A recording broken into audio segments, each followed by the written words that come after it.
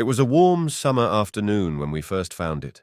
The sun hung high in the sky, casting long shadows over the tombstones as we ran between them, playing our usual game of hide and seek.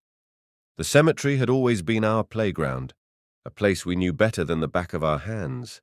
To us, it was just another part of the neighborhood, not the eerie, forbidden place the adults always made it out to be. I was hiding behind a large, moss-covered monument when I heard Jimmy's voice break through the quiet, a mix of excitement and unease. "Guys, come here! You've got to see this!" Curiosity got the best of me, and I darted from my spot, joining the others who had already gathered around Jimmy. He was standing near a freshly dug grave, its dark, damp earth still unsettled. But what caught our attention wasn't the grave itself. It was the fact that there was no headstone, no marker, nothing to indicate who was supposed to be buried there. It was as if someone had hurriedly covered something up, leaving no trace behind. "Do you think someone forgot to put the name on?" asked Kyle, his brows furrowed in confusion. "Maybe," I replied, though the idea seemed unlikely. My skin prickled with unease, but none of us wanted to be the first to suggest leaving. After all, this was our territory. What could go wrong? The answer came sooner than we expected. The next day, we were back at the cemetery, and that's when we saw him for the first time. A man, tall and thin, wearing a long, dark coat despite the heat. He moved slowly between the graves, his head slightly bowed, as if he were searching for something. There was something off about him, something that made the hairs on the back of my neck stand up. But at the time, we just thought he was another visitor, maybe mourning someone who had recently passed. We joked about how creepy he looked, but none of us took it seriously. Not until he started showing up every time we did. At first, it was just a glance. We'd be running around, and there he'd be, standing in the distance, watching. We tried to ignore him, convincing ourselves it was just a coincidence. But as the days passed, his presence became more and more unsettling. He wasn't just standing there anymore. He was following us, silently and persistently, his gaze never leaving us. The last straw came when one evening he finally made his move. The sun was dipping low, casting an orange glow over the tombstones, and we were about to head home. That's when I saw him, emerging from the shadows, walking directly towards us. His pace was slow and deliberate, but he didn't stop this time. He kept coming, and at that moment, I knew we were in danger. "Run!" I shouted, my voice breaking the heavy silence. We scattered, each of us sprinting in different directions, but all heading for the same destination, home. We didn't stop until we reached Jimmy's house, our hearts pounding in our chests and sweat dripping down our faces. I dared a glance back, half expecting to see the man still on our heels, but the street was empty. For a moment, I thought we were safe, but that was just the beginning. The next morning, as I sat at the breakfast table, my thoughts kept drifting back to the cemetery and the strange man who had chased us. The images played over and over in my mind, his dark coat, his slow, deliberate steps, and the way he seemed to fixate on us. I tried to shake it off, telling myself it was just my imagination running wild, but the unease lingered like a shadow. After breakfast, I decided to head outside, hoping some fresh air would clear my head. As I stepped out onto the porch, I noticed Mrs. Robinson, our elderly neighbor, making her way up the sidewalk. She lived alone in a small, weathered house a few doors down, and while she was usually friendly, she had a habit of sharing every bit of gossip she could get her hands on. Today, though, her face was serious, her brows drawn together in concern. "Good morning, dear," she called out as she approached. "Can I have a word with you?"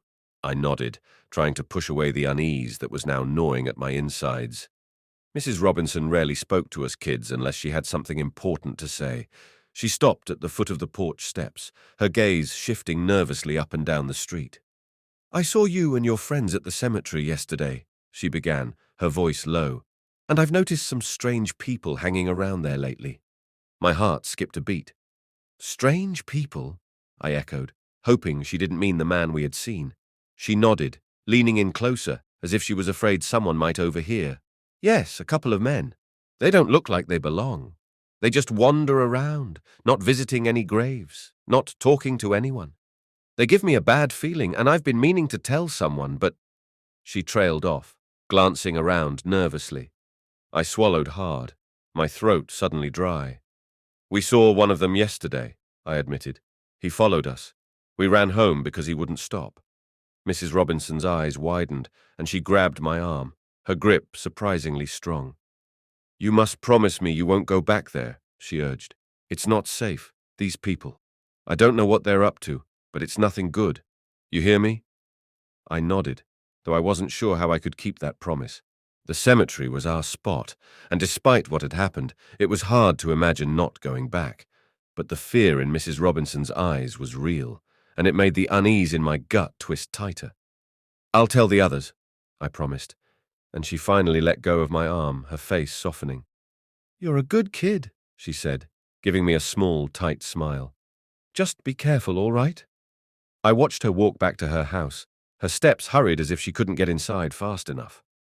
For a long moment I stood there, the warmth of the morning sun doing little to chase away the chill that had settled deep in my bones. Later that day, we all met up at Kyle's house to talk about what had happened. As soon as I mentioned Mrs. Robinson's warning, the atmosphere grew tense. No one wanted to admit it, but we were all scared. "What do you think they want?" Jimmy asked, his voice barely above a whisper. "I don't know," I admitted, but Mrs. Robinson seemed freaked out. She said we shouldn't go back to the cemetery. "Maybe we should listen to her," suggested Lisa, the youngest of our group, her eyes wide with worry.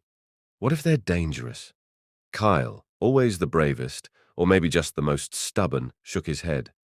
"We can't let some weirdo scare us off. It's our place. Besides, what are they going to do? They're just creepy old guys." But deep down, I knew this wasn't just about standing our ground. The man we had seen wasn't just some random stranger. He had followed us, chased us even, and Mrs. Robinson's warning had only confirmed that something was very wrong. In the end, we agreed to be more careful, to stick together, and to keep an eye out for anything suspicious. But despite our bravado, the tension lingered. None of us wanted to admit it, but the fear had already taken root. And though we didn't know it yet, our nightmare was only beginning. The next few days passed in a blur, but the unease never left me. It was as if the man's presence had seeped into every corner of our lives, turning something as simple as walking to school into a nerve-wracking ordeal. I started noticing little things that I hadn't before. A curtain twitching when I walked by, the sound of footsteps behind me that would disappear the moment I turned around, and most unsettling of all, the occasional glimpse of a dark figure at the end of the street. At first, I thought I was just being paranoid. Maybe my mind was playing tricks on me after everything that had happened. But when Jimmy, Kyle, and Lisa started describing the same experiences, I knew it wasn't just me. One afternoon, as we gathered at Jimmy's house after school, the tension between us was palpable. We sat in a circle in his backyard, the late afternoon sun casting long shadows over the grass. No one spoke for a while, each of us lost in our thoughts. "I saw him again," Lisa finally whispered, breaking the silence. "Last night. He was standing across the street from our house, just watching." A cold shiver ran down my spine. "Did you tell your parents?" She nodded. "But by the time they looked, he was gone. They said I must have imagined it." Kyle frowned, his usual confidence shaken. "The same thing happened to me. I thought I saw him near the park yesterday, but when I looked again, he wasn't there. It's like he's always just out of sight." Jimmy, who had been uncharacteristically quiet, finally spoke up. "He's messing with us, trying to scare us or something. But why? What does he want?" That was the question that none of us could answer. What did this man want? Why was he following us, watching us? The more we thought about it, the more it felt like we were part of some twisted game, and he was the one pulling the strings. "We need to do something," Kyle said, his voice determined despite the fear in his eyes. "We can't just keep waiting for him to show up again. What if he tries to get into one of our houses, or worse?" "What do you suggest?" I asked, though I wasn't sure I wanted to hear the answer. "We should try to catch him," Kyle said. "Next time we see him, we should follow him, find out where he goes and what he's up to. Maybe if we know more about him, we can figure out how to stop him." The idea of following this man, of getting closer to him instead of running away, made my stomach churn. But at the same time, it seemed like the only way to end this nightmare. We couldn't keep living in fear, always looking over our shoulders, waiting for the next time he would appear. Jimmy hesitated, then nodded slowly. Kyle's right. We need to take control of this. We need to find out who he is. Lisa looked terrified, but she nodded too, her eyes wide. Okay, but we have to be careful. Careful! That night, I lay in bed, staring at the ceiling, my mind racing. I couldn't shake the feeling that we were about to cross a line, that by deciding to follow this man, we were stepping into something far darker than we could imagine. But what choice did we have? As I drifted off to sleep, I couldn't help but wonder if the man was out there right now, watching, waiting, planning his next move, and if we really could find him. What would we do when we did? The answer, I feared, was something none of us were prepared for. The plan took shape quickly, almost too quickly, as if we were all eager to do something, anything to take control of the situation. We decided to meet after school the next day at the edge of the cemetery where it had all started. Our idea was simple. If the man appeared again, we would follow him, find out where he went, and maybe even discover what he was after. The thought of confronting him made my stomach churn, but there was also a strange sense of excitement. It felt like we were on the brink of something big, like the heroes in one of those adventure movies we loved watching. But deep down, I knew this wasn't a game. The stakes were real, and the danger was too. When the final bell rang at school, we all met up outside, our faces tense but determined. Jimmy, Kyle, Lisa, and I walked in silence toward the cemetery, the weight of what we were about to do pressing down on us.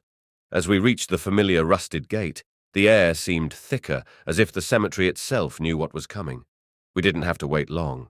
The sun was just beginning to dip below the horizon, casting an eerie orange glow over the tombstones, when Lisa's sharp intake of breath broke the silence. "There," she whispered, pointing toward the far end of the cemetery. We all turned to look, and sure enough, the man was there, moving between the graves like a shadow. His dark coat blended with the twilight, making him almost disappear into the background, but there was no mistaking the way he moved, slow and deliberate, like a predator stalking its prey. For a moment, none of us moved. The reality of what we were about to do hit me like a punch to the gut. This was no longer a plan, no longer just talk. This was real, and there he was, the source of all our fear, just a few 100 feet away. Kyle was the first to snap out of it. He nodded to us, his face set in a mask of determination. "This is it. We stick together no matter what, and if things get bad, we run. Got it?" We all nodded, though my legs felt like jelly, and my heart was pounding so hard I thought it might burst. We started moving, keeping low, using the gravestones for cover as we followed the man. He seemed oblivious to our presence, his focus entirely on whatever it was he was searching for among the graves.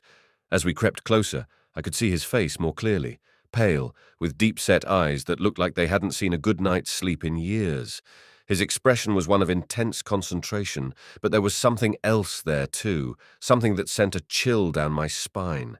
It was as if he was driven by a purpose, something that consumed him completely.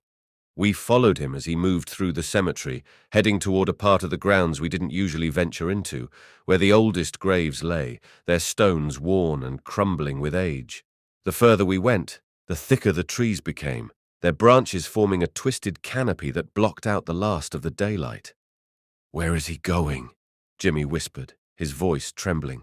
"I don't know," Kyle replied, his eyes never leaving the man.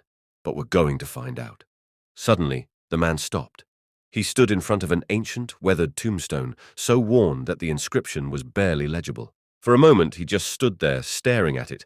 Then, without warning, he knelt and began digging at the base of the stone with his bare hands. We all froze, watching in stunned silence. What was he doing? Why was he digging? And what did he expect to find? Kyle motioned for us to stay put as he inched closer, trying to get a better look. I could see the tension in his body, the way his muscles were coiled, ready to spring into action at a moment's notice. But before he could get any closer, the man suddenly stopped digging and looked up, his head snapping in our direction. For a split second, our eyes met, and I felt a jolt of fear so intense that I couldn't breathe. His eyes were dark, empty, like black holes that seemed to suck all the light out of the world, and in that moment, I knew he had seen us. "Run!" Kyle shouted, breaking the spell. We turned and bolted, our feet pounding against the earth as we fled back the way we had come. I didn't dare look back. the sound of our ragged breathing and the thudding of our hearts drowning out everything else. We ran blindly through the cemetery, the shadows of the tombstones flashing by in a blur. I could hear the man behind us, his footsteps steady, relentless, like he was toying with us, letting us think we might escape before closing in. The fear was overwhelming, driving us faster and faster, but no matter how fast we ran, it felt like we couldn't shake him. Finally, we burst out of the cemetery and onto the street, the lights of our neighborhood shining like a beacon of safety. But even as we reached the edge of the cemetery, the man's presence still loomed over us, a dark cloud that we couldn't escape. We didn't stop running until we reached Kyle's house, slamming the door behind us as if that thin piece of wood could somehow keep him out.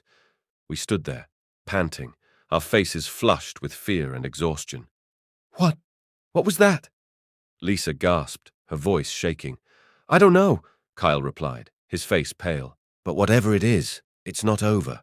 Not by a long shot. As we caught our breath, the reality of what had just happened began to sink in.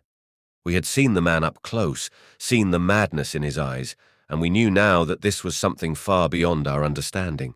And for the first time, I realized that maybe, just maybe, we were way over our heads. The next morning, I woke up drenched in sweat, my heart still racing from the nightmare that had haunted my sleep. The man's hollow eyes, the sound of his footsteps closing in on us. It all played on a loop in my mind, refusing to let me rest. I sat up in bed, trying to shake off the remnants of the dream, but the fear lingered, sticking to me like a second skin. I wasn't the only one feeling it. When we met up later that day, it was clear that the events of the previous night had left their mark on all of us.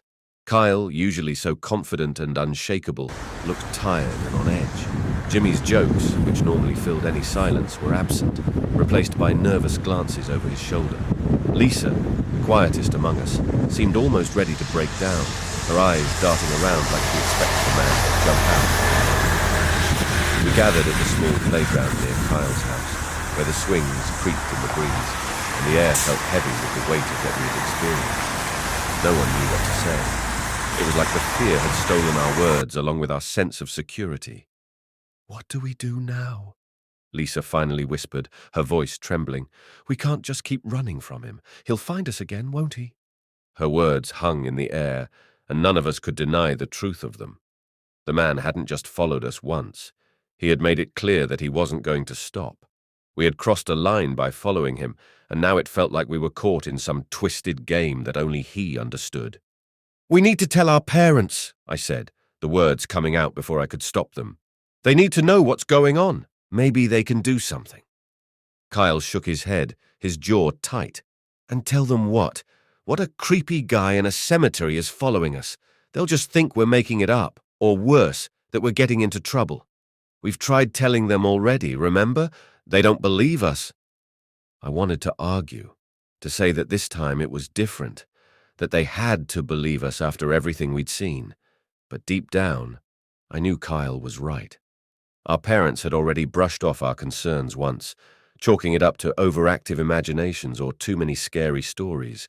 They wouldn't take us seriously, not unless we had something concrete to show them.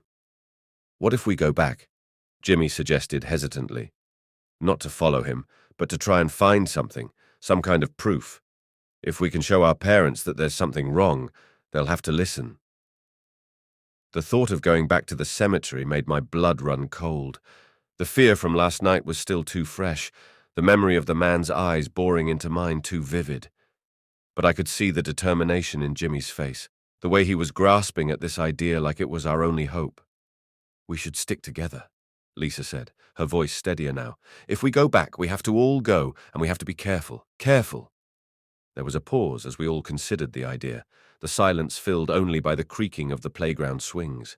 It was risky, that much was obvious. But what other choice did we have? We couldn't keep running, waiting for the man to appear whenever he pleased. We needed to take action, to find a way to stop this before it got any worse. Okay, Kyle finally agreed, though his expression was grim. We'll go back.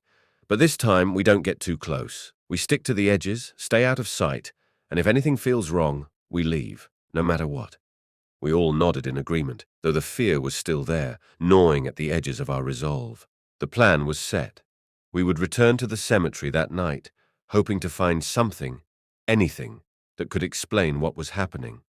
The day dragged on slowly, every minute feeling like an hour as we waited for the sun to set. I tried to focus on anything else, but the looming task ahead was all I could think about. Every sound outside, every creak in the house made me jump. My nerves wound tight as a drum.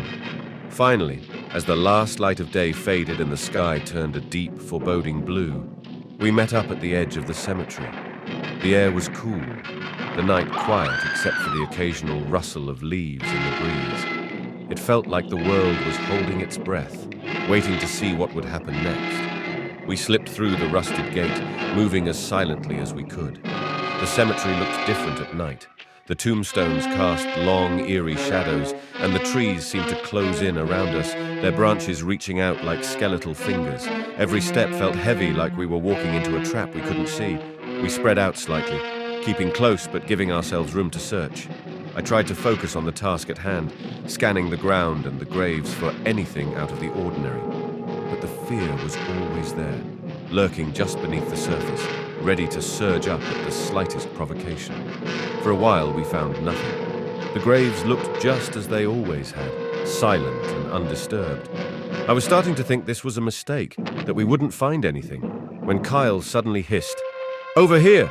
We rushed over to where he was standing, near the old, weathered tombstone the man had been digging the night before. The ground was disturbed, the earth still loose where he had been digging with his hands. But what caught my attention was the small object partially buried in the dirt, glinting faintly in the moonlight. Kyle knelt down and carefully pulled it free, holding it up for us to see. It was a locket, old and tarnished, but unmistakably valuable. He opened it, revealing a faded photograph inside, a young woman, smiling softly, her features delicate and familiar, though none of us could place her. "What do you think it means?" Jimmy asked, his voice hushed. "I don't know," Kyle replied, closing the locket and slipping it into his pocket. "But it's something. Maybe it'll help us figure out who this guy is, or why he's doing all of this." Before we could say anything else, a sound echoed through the cemetery. The crunch of footsteps on gravel. We all froze, our hearts leaping into our throats. Slowly we turned toward the source of the sound, dread pooling in our stomachs. There, standing at the edge of the trees, was the man. He was watching us, his dark eyes glinting in the shadows, his expression unreadable. For a moment, none of us moved, paralyzed by fear. Then, without a word, the man turned and disappeared into the woods, his figure melting into the darkness. We stood there in stunned silence, the locket still clutched in Kyle's hand. Whatever game the man was playing, it was far from over. And now, with the locket in our possession, it felt like we were more entangled in it than ever before. As we finally turned to leave the cemetery, I couldn't shake the feeling that we had just crossed another line, one that we might not be able to come back from. The creeping dread that had taken root inside me only grew stronger, whispering that this was just the beginning of something far more sinister. And the worst part? I had no idea how we were supposed to stop it. The night after we found the locket, sleep felt impossible. Every time I closed my eyes, I saw the man's dark silhouette, standing at the edge of the cemetery, watching us with those empty eyes. The weight of the locket in Kyle's pocket seemed to follow me into my dreams, heavy and ominous, like a curse we had unknowingly brought upon ourselves. The next morning, we met up at Kyle's house to figure out our next move. None of us had gotten much sleep, and it showed in the dark circles under our eyes and the tense silence that hung over us as we gathered around the kitchen table. Kyle pulled the locket from his pocket and set it on the table between us, the tarnished metal dull in the morning light. "So, what do we do now?" Jimmy asked, his voice quiet, almost hesitant. "We have the locket, but what does it mean? How does it connect to that man?" Kyle shrugged, his expression frustrated. "I don't know, but we can't just sit around doing nothing. There has to be something we can find out about it. Maybe someone in town recognizes the woman in the picture." We all leaned in closer to look at the photograph inside the locket. The woman's face was faded, the details blurred with age, but there was something about her that seemed strangely familiar. It was like I had seen her somewhere before, but I couldn't quite place where. "Maybe we could ask around," Lisa suggested, her voice soft. You know, show the picture to people, see if anyone knows who she is. It wasn't a bad idea, but the thought of going around town with the locket made me uneasy. What if the man was watching us? What if he knew we had it? The thought sent a chill down my spine, but I kept it to myself. We needed answers, and this seemed like the only way to get them. Let's try it, I said, forcing confidence into my voice, but we need to be careful. We don't know what we're dealing with yet. Kyle nodded in agreement, and we all set out, the locket tucked safely back into Kyle's pocket. We decided to start with the town's oldest residents, the ones who might have been around when the photograph was taken.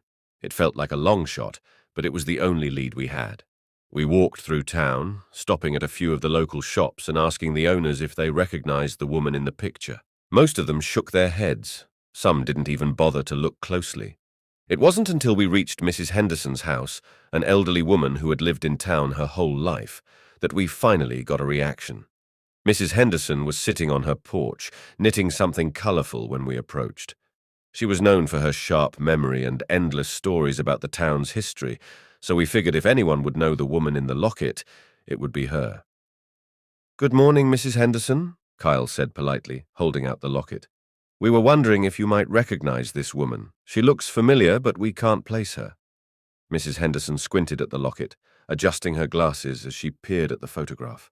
Her hands, which had been steady moments before, suddenly trembled, and she gasped, pressing a hand to her chest. Where did you get this?" she asked, her voice a shaky whisper. Kyle exchanged a glance with us, then answered, "We found it at the cemetery, near an old grave. Do you know who she is?" Mrs. Henderson's eyes filled with something like fear, or maybe sorrow, as she looked up at us. "That's Margaret Weaver," she said softly. "She disappeared from town many years ago. Some say she ran away. Others say something more sinister happened. No one knows. But there were always rumors, strange stories about her. The locket, it was hers, I'm sure of it. Her husband, Richard, gave it to her as a wedding gift." "Richard Weaver?" Jimmy asked, frowning. "I've never heard of them." "They were before your time," Mrs. Henderson replied, her gaze distant, as if she was lost in memories. "Richard was a quiet man, kept to himself mostly. After Margaret disappeared, he was never the same. He stopped speaking to people and stopped leaving the house. Then one day, he was just gone. Some said he went looking for her. Others believed something else entirely. No one ever saw him again." A heavy silence fell over us as we absorbed this information. The locket belonged to a woman who had vanished without a trace, and her husband had disappeared soon after. Could the man we'd seen at the cemetery be Richard Weaver? The thought sent a shiver through me, but it also raised more questions than answers. Do you think he could still be alive?" Lisa asked, her voice barely above a whisper. Mrs. Henderson shook her head slowly. "It's been too long. If Richard was still alive, he'd be an old man by now. But then again, this town has always had its share of mysteries, things that don't quite add up." She looked at us with concern, her eyes narrowing slightly. "Whatever you're involved in, children, be careful. There are things in this world that are best left undisturbed. Some mysteries aren't meant to be solved." We thanked Mrs. Henderson and left her house, the locket feeling heavier in Kyle's pocket now that we knew its history. As we walked back toward town, none of us spoke. The story of Margaret and Richard Weaver had shaken us, leaving us with more questions than we started with. Back at Kyle's house, we sat down to process everything we had learned. It felt like we were piecing together a puzzle, but the more pieces we found, the less sense the picture made. "So what now?" Jimmy asked, voicing the question that was on all our minds. "We keep digging," Kyle said firmly. "We need to find out what happened to Margaret and Richard and why that man is so obsessed with this locket." "But how?" Lisa asked, her voice tinged with fear. "We don't even know where to start." Kyle pulled out the locket and stared at it, his brow furrowed in thought. "There's one place we haven't checked yet. The cemetery records. If Richard disappeared, there might be something there, some record of him or Margaret. It's a long shot, but it's worth trying." I nodded, though the thought of going back to the cemetery filled me with dread. We had just barely escaped the man the last time, and now we were planning to go back into his territory, hoping to find something that might explain his connection to the locket. "We'll go tonight," Kyle decided. "After dark, when there's less chance of anyone seeing us. If we can find something in the records, maybe it'll give us a clue. The plan was set, but as we left Kyle's house, the fear that had been gnawing at me all day only grew stronger. Mrs. Henderson's words echoed in my mind. Some mysteries aren't meant to be solved. As night fell and we prepared to return to the cemetery, I couldn't shake the feeling that we were about to uncover something far more dangerous than we could ever imagine. And the worst part was, I wasn't sure we could stop ourselves from going deeper into the darkness, because now that we had started, there was no turning back. The night was darker than usual, as if the sky itself knew we were heading into danger. The moon was hidden behind thick clouds, casting the world in a murky, oppressive gloom. The four of us, Kyle, Jimmy, Lisa, and I, met at the same spot near the cemetery gate, our nerves on edge. The air was heavy with the sound of leaves rustling behind the whisper. "Are you doing this?" The voice trembled slightly. We had to keep the fire, though I didn't do it. We need to know what's going on. The cemetery records might have something, anything, to help us understand where none of us wanted to say it out loud, but we all knew this would be the night everything changed. We weren't just sneaking around anymore. We were about to dive deeper into a mystery that seemed to grow darker with every step. And the thought of what we might find made us sick. The cemetery's caretaker's office was in the building on the far side of the grounds, tucked away behind a row of oak groves. It was a place we had never paid much attention to. It seemed too dull or ordinary compared to the eerie allure of tombstones and crypts. But tonight was our destination. We crept through the cemetery, sticking to the shadows, our footsteps towards the soundless and somber. The gravestones loomed around us like silent sentinels, their inscriptions barely visible in the darkness. My heart pounded in my chest, the fear growing with every step we took closer to the caretaker's office. When we finally reached the building, Kyle carefully tested the door. Our relief we slipped inside, closing the door softly behind us, and immediately the smell of dust filled the place.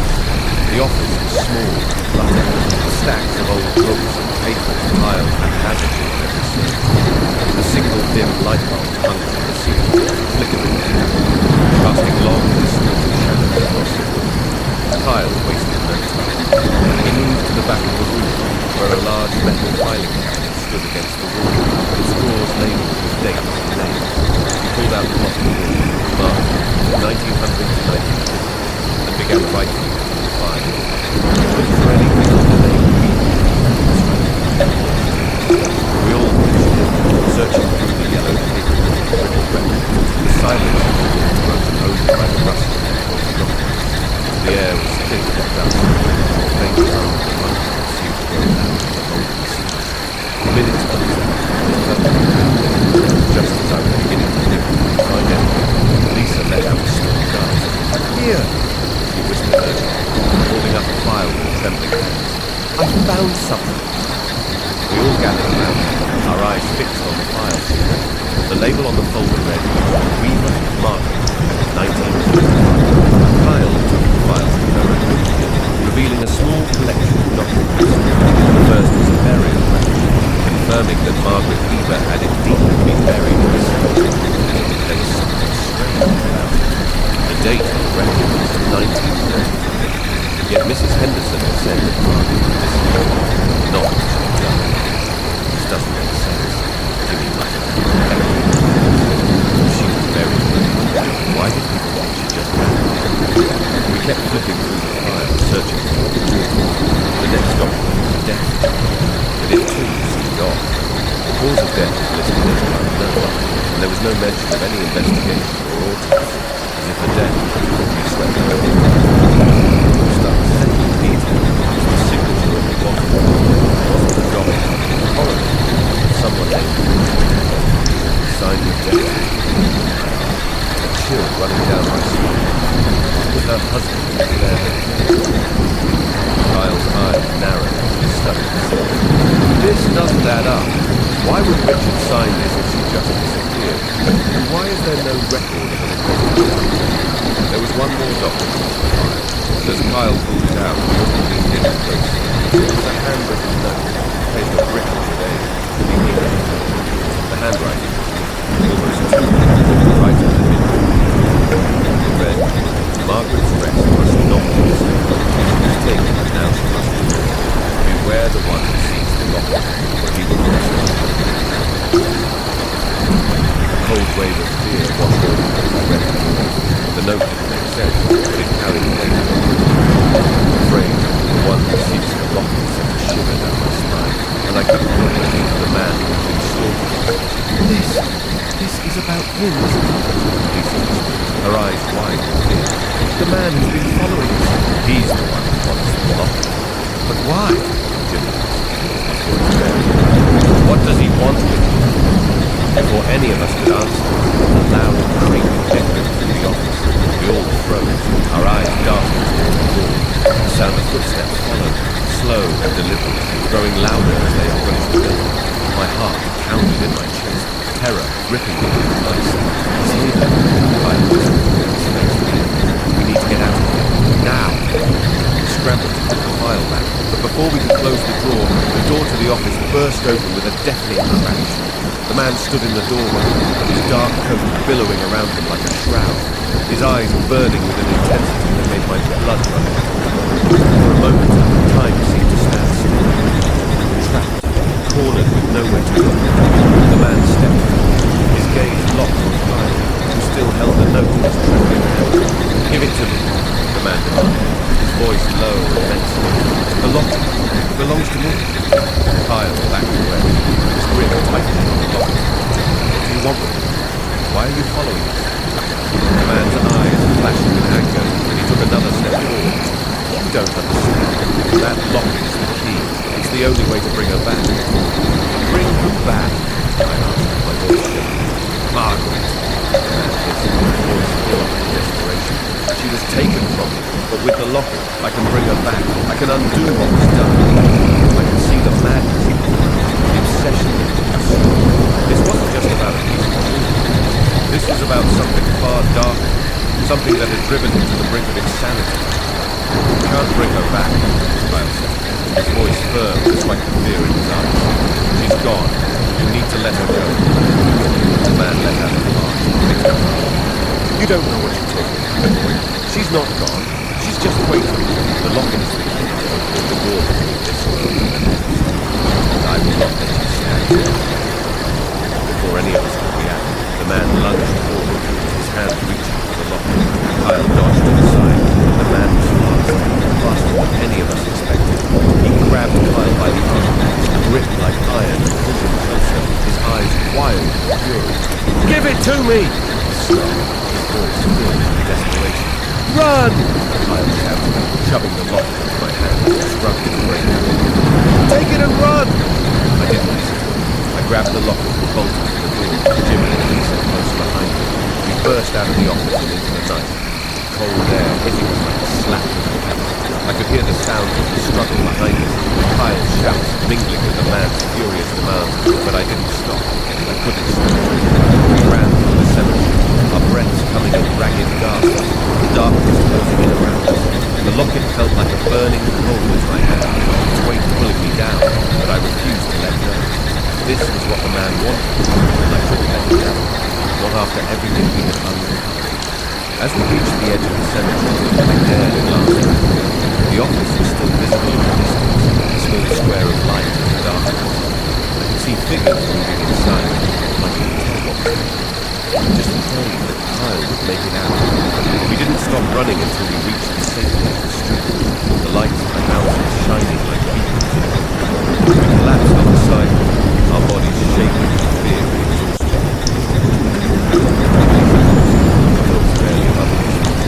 I stared down at the locket in my hand, the metal cold against my skin. The man's words echoed in my mind. The locket is the key to open the door between this world and the next. I knew one thing for sure. Whatever that locket's purpose, more dangerous than the other. Now, we are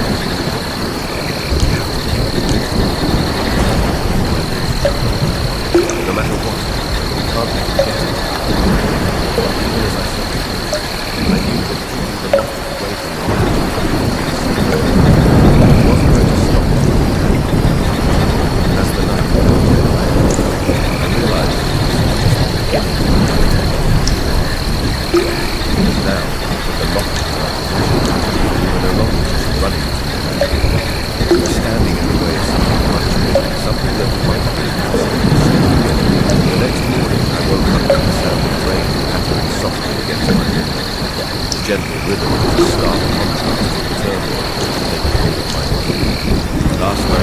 played over and over in my head like a broken record. The locket, the man's crazed eyes, Kyle's desperate scream. We had made it out of the cemetery. Where was Kyle now? I lay there for a moment, staring up at the ceiling, the weight of the locket still fresh in my memory. It was tucked safely in my desk drawer now, but its presence seemed to fill the room with oppressive energy, as if it were alive, feeding off my fear. I wanted nothing more than to forget it existed, but I knew that was impossible. The locket had become the center of everything, a dark magnet pulling us deeper into a mystery we didn't understand. I forced myself out of bed and dressed quickly, my movements mechanical. My mind was focused on one thing: finding Kyle. We hadn't heard from him since last night, and the thought of what might have happened to him filled me with a gnawing dread. I needed to know he was okay, that we hadn't lost him to the madness that seemed to be closing in around us. I grabbed my phone and texted Jimmy and Lisa, telling them to meet me at Kyle's house as soon as possible. I wasn't sure what we'd find, but we needed to be together for this. Whatever was happening, we had to face it as a group. The rain was still falling as I made my way to Kyle's house, a cold, steady drizzle that soaked through my jacket and clung to my skin. The streets were empty, the town shrouded in a grey mist that blurred the edges of everything, making the world feel distant and unreal. It was the kind of day that made you want to stay inside, to hide from the world and pretend that nothing bad could happen. But we didn't have that luxury. Not anymore. When I reached Kyle's house, Jimmy and Lisa were already waiting on the front porch, their faces pale and worried. They both looked as exhausted as I felt, with dark circles under their eyes and a tension in their posture that spoke of a night spent sleepless, haunted by the same fears that plagued me. "Have you heard from him?" I asked, my voice barely above a whisper. They both shook their heads. "I tried calling him a few times," Jimmy said, his voice hollow, "but it just goes to voicemail. I don't know if he's ignoring us or if something happened." I swallowed hard, forcing down the panic that was rising in my chest. "We need to check on him. He might be hurt." We hesitated for a moment, then moved toward the front door. It was unlocked, which sent a fresh wave of worry through me. Kyle's parents weren't home. They were out of town for the weekend, leaving Kyle alone. He had seemed fine with it at the time, but now I wished more than anything that they were here, that we weren't dealing with this on our own. The house was eerily quiet as we stepped inside. The only sound was the soft drip of water from our soaked clothes onto the hardwood floor. The living room was empty, the kitchen dark, and every room we passed was filled with a suffocating silence that made the hairs on the back of my neck stand on end. "Kyle!" I called out, my voice trembling despite my efforts to stay calm. There was no answer, just the echo of my voice bouncing off the walls. We moved up the stairs, our footsteps slow and cautious. Kyle's bedroom door was closed, and as we reached it, I felt my heart begin to race. Something was wrong. I could feel it in the air, a tension that made the atmosphere thick and heavy, as if the very house itself was holding its breath. I knocked softly on the door. "Kyle, are you in there?" Still no answer. I exchanged a worried glance with Jimmy and Lisa, then slowly turned the doorknob and pushed the door open. Kyle was sitting on the edge of his bed, his back to us, staring out the rain-streaked window. His clothes were rumpled, his hair a mess, and there was something about the way he was sitting, so still, so rigid, that sent a jolt of fear through me. It was as if he hadn't moved since last night. "Kyle?" I said again, stepping into the room. "Are you okay?" He didn't respond at first, just kept staring out the window, his shoulders hunched as if he were carrying an invisible weight. Then, slowly, he turned to look at us, and my breath caught in my throat. His eyes were red and bloodshot, dark circles etched under them like bruises. His face was pale, and there was a haunted, hollow look in his expression that made my stomach twist with dread. But the most alarming thing was his hand. It was clenched tightly around something, his knuckles white, and I realized with a sinking feeling that it was the locket. "I tried to get rid of it," Kyle said, his voice a raspy whisper as if it pained him to speak. "I tried to throw it away, but it kept coming back. I found it on my pillow this morning. I can't get rid of it." My mind raced, trying to process what he was saying. The locket, the one I had tucked into my desk drawer last night, was now in Kyle's hand. How could that be possible, and what did it mean? Lisa stepped forward, her voice gentle but firm. Kyle, you need to let go of it. It's messing with your mind. We need to figure out what to do, but you can't hold on to it. But Kyle shook his head, his grip tightening on the locket. I can't. It won't let me. It's like it's a part of me now. Give it to me, I said, stepping closer, trying to keep my voice steady. We'll figure this out together. You don't have to do this alone. For a moment, I thought he would listen. His eyes met mine, and I saw the fear and desperation there, the same emotions that were tearing me apart. But then his expression hardened, and he pulled away from me, cradling the locket as if it was something precious, something he couldn't bear to part with. He's coming for it, Kyle muttered, more to himself than to us. He's going to take it from me. I can't let that happen. I have to protect it. Jimmy took a step forward, his voice gentle but insistent. Kyle, you're scaring us. This isn't you. Whatever that thing is doing to you, we can help, but you need to let it go. But Kyle wasn't listening anymore. He stood up abruptly, clutching the locket to his chest, his eyes wild. You don't understand. It's the only way to bring her back. It's the only way to fix everything. Kyle, stop! Lisa cried, reaching out to him, but he backed away, his face twisted with a mixture of fear and determination. I have to go, he said, his voice trembling. I have to finish what I started. Before any of us could react, Kyle bolted out of the room, shoving past us and running down the stairs. We scrambled after him, but by the time we reached the front door, he was already outside, disappearing into the rain-soaked streets. Kyle! I shouted, but he didn't look back. The three of us stood there in the doorway, drenched and shivering, the rain pounding down around us. Kyle was gone, and with him, the locket that had started this whole nightmare. I felt a crushing sense of helplessness, like we were losing control of everything. The situation was spiraling, and we had no idea how to stop it. What do we do now? Lisa asked, her voice small and scared. I stared out into the rain, my heart heavy with dread. Kyle was out there, alone, with that cursed locket in his possession, and I knew the man wouldn't be far behind. He had made it clear that he wouldn't stop until he had what he wanted. We have to find him, I said, though the words felt hollow in my mouth. We have to find Kyle before it's too late. But as we set out into the rain, I couldn't shake the feeling that we were already too late, that the locket had claimed another victim, and that this nightmare was far from over. The rain showed no sign of letting up as we sprinted through the empty streets, our feet splashing through puddles as we searched for any sign of Kyle. The town felt deserted, the usually bustling streets now eerily quiet, as if the whole world had gone into hiding. The only sound was the constant drumming of the rain, a relentless backdrop to the growing panic in my chest. Kyle! I shouted, my voice hoarse from fear and the cold air. The only response was the echo of my voice swallowed by the downpour. Jimmy and Lisa flanked me, their faces etched with worry. None of us knew where Kyle was headed, but there was a grim understanding between us. Wherever he was going, it had something to do with the locket. And if that was true, then the cemetery was the most likely place. We raced in that direction, pushing through the rain, our clothes soaked through and our breath coming in ragged gasps. The streets became more treacherous as we neared the outskirts of town, the pavement slick and the rain coming down harder, turning the ground to mud. As we approached the cemetery gate, my heart sank.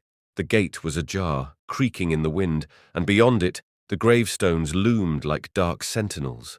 The mist swirled between them, giving the place an even more ghostly appearance than usual. I could see fresh footprints in the mud leading inside. They had to be Kyle's. He's here, I said, more to myself than to the others. We need to hurry.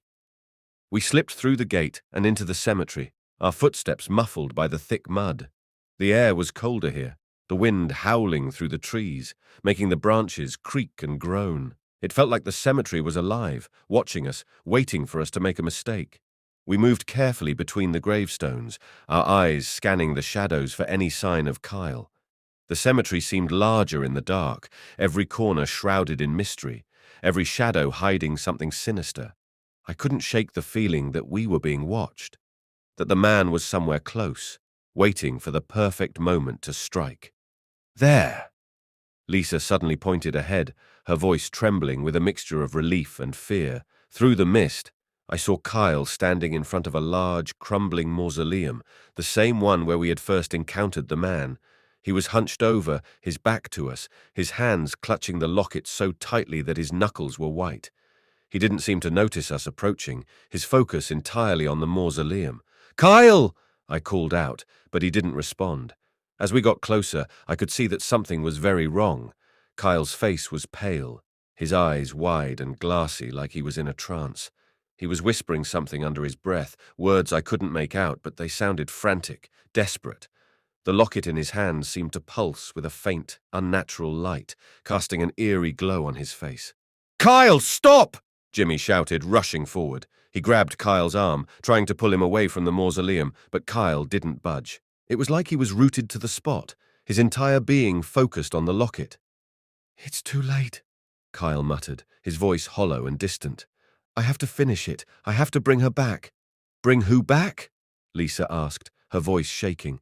"Kyle, you're scaring us. This isn't you. Please just let go of the locket." But Kyle wasn't listening. He kept his eyes fixed on the mausoleum, his grip on the locket tightening. "She's waiting for me. I can feel her. She needs me to do this." I felt a wave of panic rising in my chest. The locket had done something to Kyle, twisted his mind, and made him believe in things that couldn't be real. I didn't know how to reach him, how to pull him back from the edge of whatever dark path he was on. "We can help you," I pleaded, stepping closer. "But you have to let us in. You have to let go of the locket, Kyle." For a moment, Kyle seemed to hesitate. His eyes flicked to mine, and I saw a flicker of recognition, a flash of the old Kyle beneath the fear and madness. But then, just as quickly, it was gone, replaced by the same hollow determination that had driven him here. "I can't," he whispered, his voice breaking. "She's calling to me. I have to finish what I started." Before any of us could stop him, Kyle turned back to the mausoleum and began to move toward its entrance. The door was slightly ajar, just like the cemetery gate, and he slipped inside without a second glance. "Kyle, no!" I shouted, but it was too late. He disappeared into the darkness, the heavy stone door creaking shut behind him with a resounding thud. For a moment we stood frozen in shock, the reality of what had just happened sinking in. Kyle was inside the mausoleum alone, with that cursed locket, and the man, the one who had been hunting us, was surely close by, waiting for his chance to take what he believed was his. "We have to go after him," Jimmy said, his voice filled with determination despite the fear in his eyes. "We can't leave him in there." I nodded, though my heart was pounding in my chest. The thought of entering that dark, foreboding place made my skin crawl, but I knew we didn't have a choice. Kyle was our friend, and he needed us. We couldn't abandon him to whatever dark force had taken hold of him. We moved quickly to the mausoleum door, our hands shaking as we pushed it open. The inside was cold and damp, the air thick with the smell of earth and decay. The walls were lined with old, crumbling tombs, their inscriptions worn away by time, and the floor was littered with debris. "Kyle!" Lisa called out, her voice echoing off the stone walls. "Where are you?" There was no response, just the sound of our footsteps as we cautiously moved deeper into the mausoleum. The darkness was oppressive, the only light coming from the faint glow of the locket in Kyle's hand, which we could just barely see up ahead. "Kyle, please!" I called out, my voice shaking. "Stop! We can help you, but you have to stop!" But Kyle kept moving forward as if he couldn't hear us, his gaze locked on something we couldn't see. We followed him down a narrow corridor that led to a small chamber at the back of the mausoleum. The walls were covered in strange symbols, etched into the stone in a language I didn't recognize, and in the center of the room was an ancient-looking altar, draped in a tattered black cloth.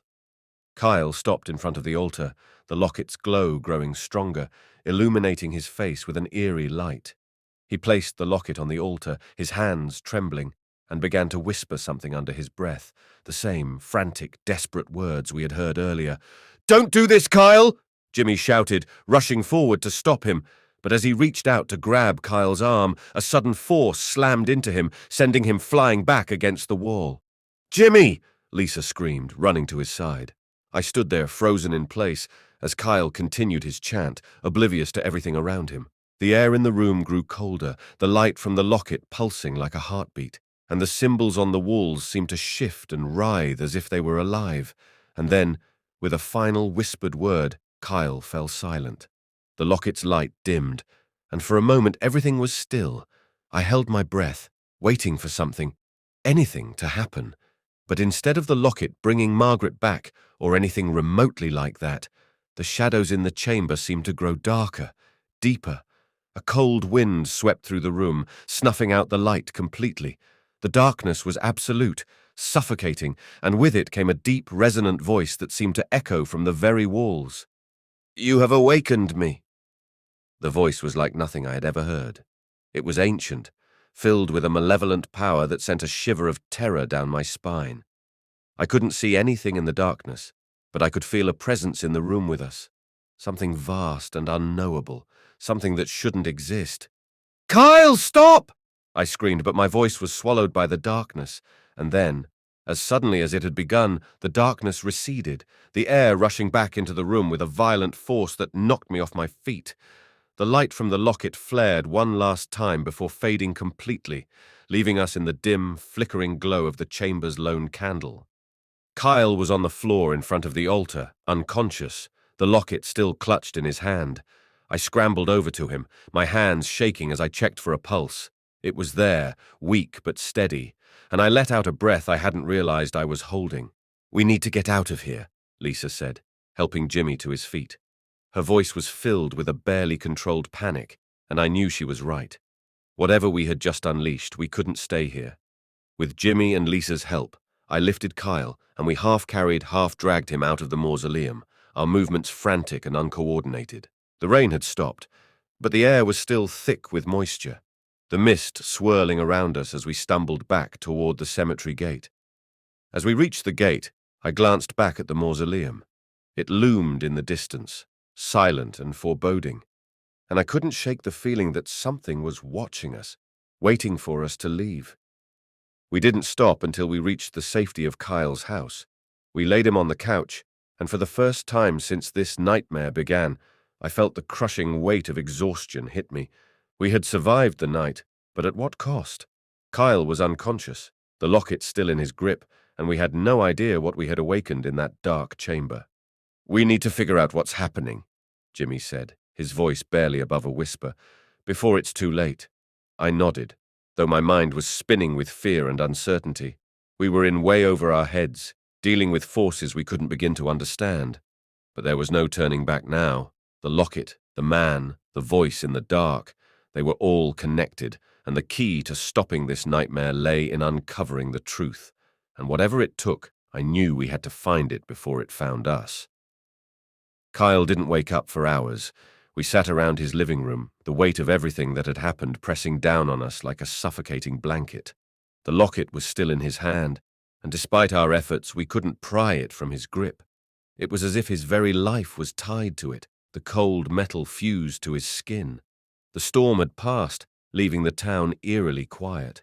The rain-soaked streets outside were deserted, and the heavy clouds that had hung over us all day finally began to break apart, revealing a few faint stars in the night sky. The tension in the room was palpable. None of us spoke, each lost in our thoughts, trying to make sense of the nightmare we had become entangled in. Finally, just after midnight, Kyle began to stir. His eyes fluttered open, and for a moment he looked dazed and confused, as if he didn't know where he was. Then the memories came flooding back, and his face twisted in pain and fear. "Kyle!" Lisa exclaimed, rushing to his side. "Are you okay?" He nodded weakly, but his eyes were distant, haunted. I don't know. I feel like I'm dreaming, like none of this is real." "It's real," I said, my voice strained. "Whatever happened back there, it's very real. Do you remember anything? Anything at all about what you did?"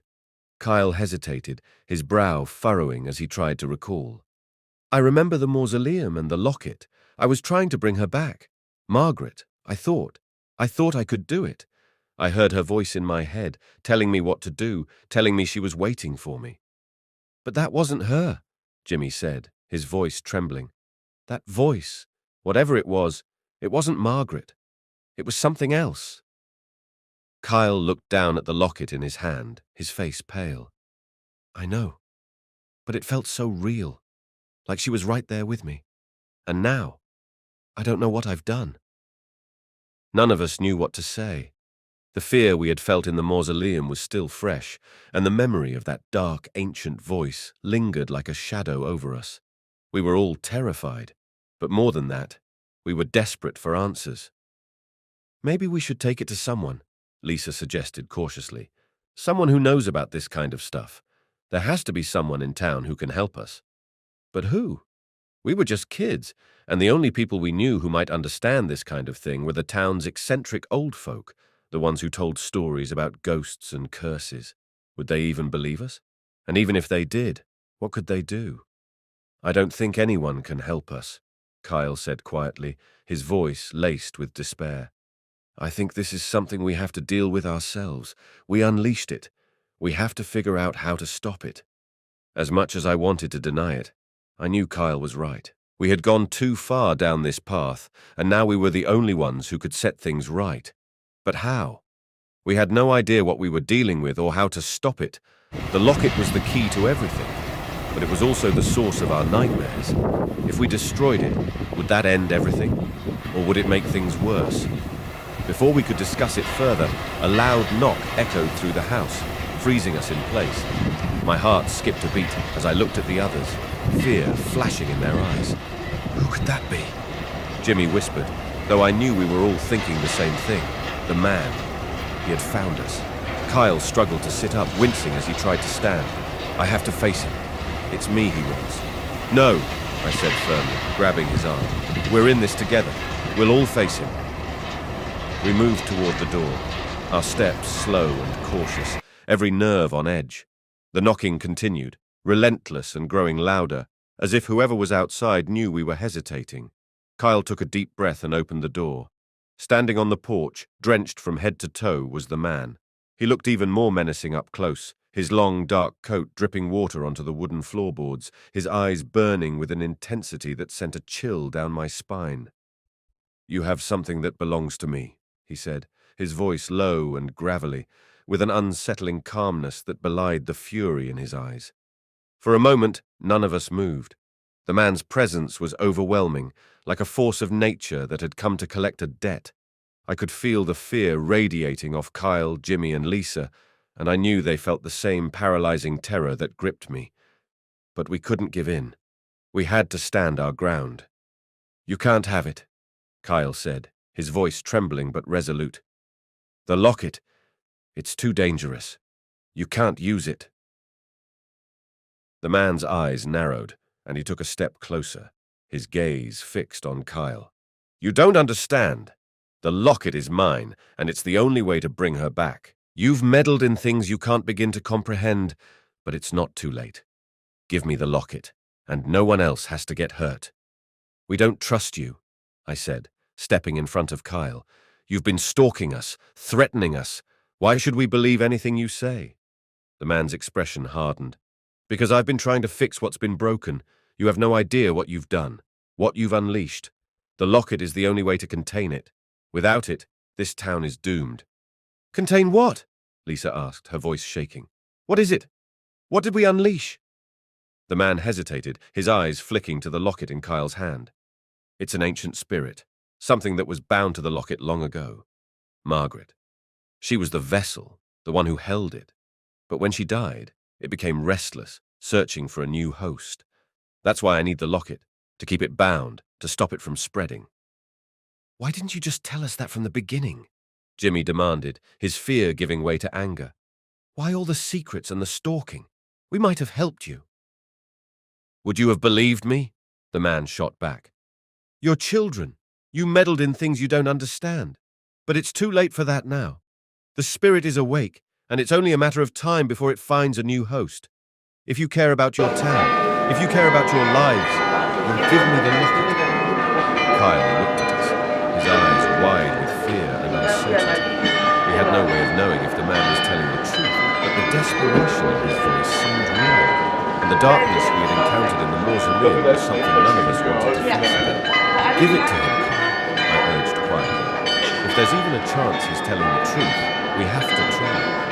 Kyle hesitated, then slowly extended his hand, the locket dangling from his fingers. The man reached out to take it, his hand trembling slightly, as if he was afraid it might slip away at the last moment. But just as the man's fingers closed around the locket, a surge of cold air blasted through the room, knocking us all off our feet. The lights flickered and went out, plunging us into darkness. The only light came from the locket, which was now glowing fiercely, the symbols on its surface writhing like living things.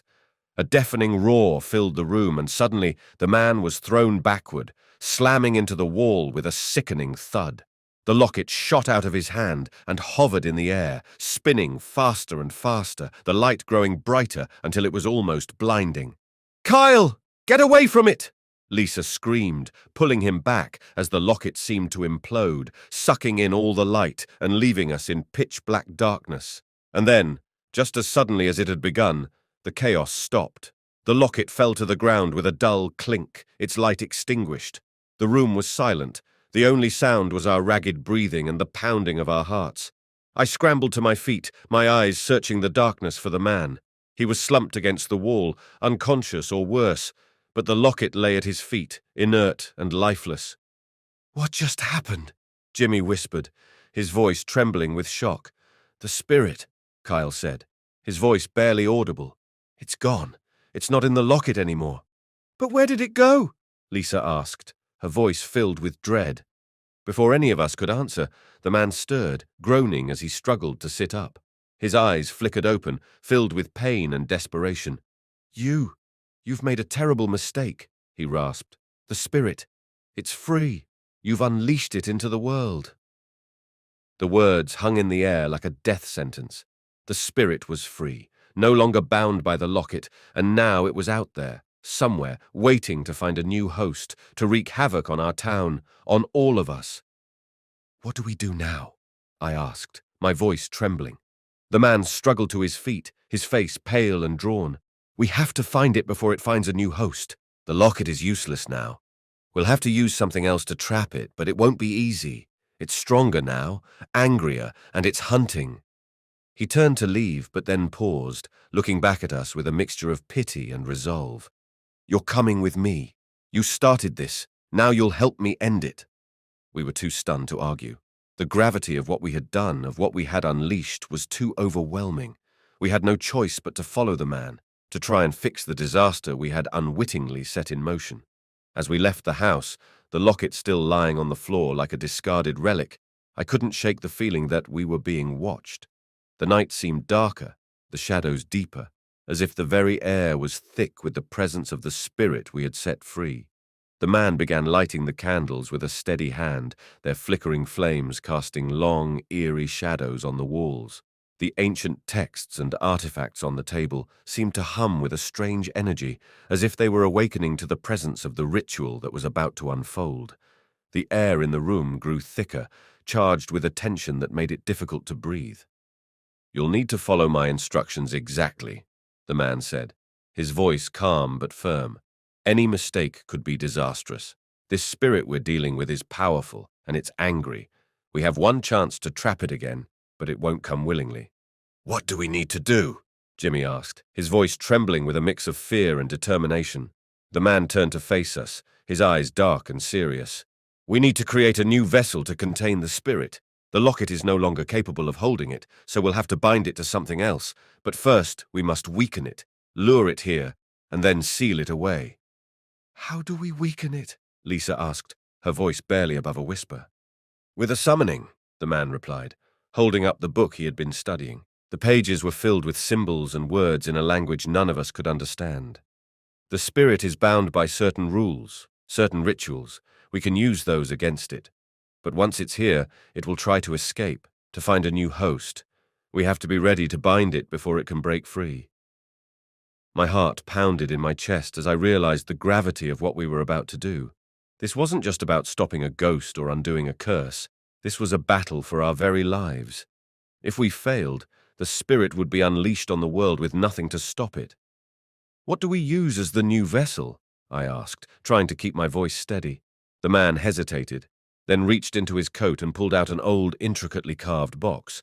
It was small, just big enough to hold something like the locket, but the craftsmanship was exquisite, covered in symbols similar to those in the book. "This," he said, placing the box on the table. "It was made for this purpose. It's been in my family for generations, passed down to contain spirits like the one we're dealing with. It's the only thing strong enough to hold it now." He opened the box, revealing a velvet-lined interior. It looked harmless, almost beautiful in a way, but I could sense the dark purpose it had been crafted for. The air around it seemed to grow colder, and I felt a chill run down my spine. "We'll need to place the locket inside it during the ritual," the man continued. "It will act as a lure. The spirit will be drawn to it, and once it's close enough, we'll close the box, trapping it inside." Kyle, who had been silent up until now, looked down at the locket in his hand, his face pale. "What if it doesn't work? What if the spirit is too strong?" The man met his gaze with a grim expression. "Then we'll have to find another way. But this is our best chance. We've already made things worse by releasing it. Now we have to set it right." Kyle nodded, though I could see the fear in his eyes. He clutched the locket tightly, as if trying to summon the courage to face what was coming. The man handed each of us a candle and motioned for us to stand in a circle around the table. "Hold your candle steady and don't break the circle, no matter what happens. The spirit will try to distract you, to frighten you, but you must stay focused. If any of us falters, the ritual will fail." We took our places, the flickering candlelight casting our faces in an eerie glow. The man began to chant, his voice low and steady, reciting the ancient words from the book. The symbols on the walls seemed to pulse with energy, responding to the chant as the air grew heavier, charged with a strange, electric tension. As the chant continued, I felt a cold wind sweep through the room, snuffing out the warmth of the candles. The shadows around us deepened, and I could feel something stirring in the darkness, something malevolent and angry. The man's voice grew louder, more urgent, as if he were trying to command the spirit to show itself. The room seemed to close in around us, the walls pressing inward, the air thick with the presence of something unseen. Then, with a deafening roar, the spirit made its presence known. The shadows coalesced into a swirling mass of darkness at the center of the room, and within it I could see glimpses of a figure, shifting and writhing like smoke. The temperature dropped sharply, and the wind howled through the room, making the flames of our candles dance wildly. The spirit was massive, its form constantly shifting, never staying still long enough to take a definite shape. It was as if it were made of pure darkness, its edges frayed and bleeding into the shadows around it. Eyes, or what I thought were eyes, glowed faintly within the mass, filled with hatred and hunger that sent waves of terror crashing over me. "Stay strong!" the man shouted, his voice barely audible over the howling wind. "Don't break the circle!" The spirit lashed out, tendrils of darkness snaking toward us, trying to break through the protective circle of candlelight. I could feel the pressure against the barrier, a cold, suffocating force that threatened to crush us under its weight. Kyle was trembling, the locket in his hand shaking as he held it up toward the spirit. The box lay open on the table, ready to trap the entity that now loomed over us. The spirit let out a bone-chilling scream, a sound that seemed to resonate deep within my skull, filling me with fear so intense it was almost paralyzing. But I forced myself to stay focused, to keep holding the candle steady, just as the man had instructed. With a final, desperate effort, Kyle hurled the locket into the box, and the man slammed it shut, sealing the spirit inside. The force of the action sent a shockwave through the room, knocking us all to the ground as the spirit let out one last earth-shattering roar. For a moment, everything was still. The wind died down, the oppressive darkness lifted, and the room was once again bathed in the soft glow of our candles. The box lay on the table, its surface now cold and lifeless, the locket hidden away inside. We sat in stunned silence, trying to comprehend what had just happened. The spirit was gone, trapped once again, but the fear and the darkness it had brought with it still lingered in the air. The man slowly got to his feet, his face drawn and exhausted. He looked at us with a mixture of relief and gratitude, though his eyes still held a trace of the fear that had driven him. "It's done," he said quietly. "The spirit is contained, but this is not over. It will always be a threat, always looking for a way out. You must be careful, all of you. Never speak of this to anyone. The less people know, the safer they are." We nodded, too shaken to do anything else. The man picked up the box, cradling it as if it were a fragile, dangerous thing. He turned to leave, but then paused at the door.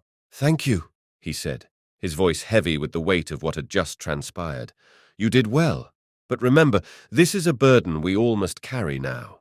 And with that, he disappeared into the night, leaving us alone in the darkened house, the echoes of the spirit's final scream still ringing in our ears.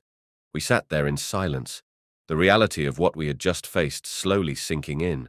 We had succeeded in trapping the spirit, but the experience had left us changed, our innocence shattered by the darkness we had confronted. Finally, Kyle spoke, his voice barely above a whisper. "What do we do now?" "We move on," I said, though I wasn't sure how. "We go back to our lives and we try to forget. But we can't forget completely. We have to stay vigilant, just in case." Jimmy and Lisa nodded, though I could see the uncertainty in their eyes. We had survived, but the scars of what we had endured would stay with us forever. As we left Kyle's house that night, the first light of dawn was just beginning to break over the horizon, casting a pale glow over the town. The storm had passed, leaving the streets quiet and still, as if the events of the night had been nothing more than a bad dream. But we knew better. The spirit was out there, trapped for now, but always waiting, always watching. And we would never forget the price we had paid to keep it contained. We had faced the darkness and lived to tell the tale, but we would never be the same.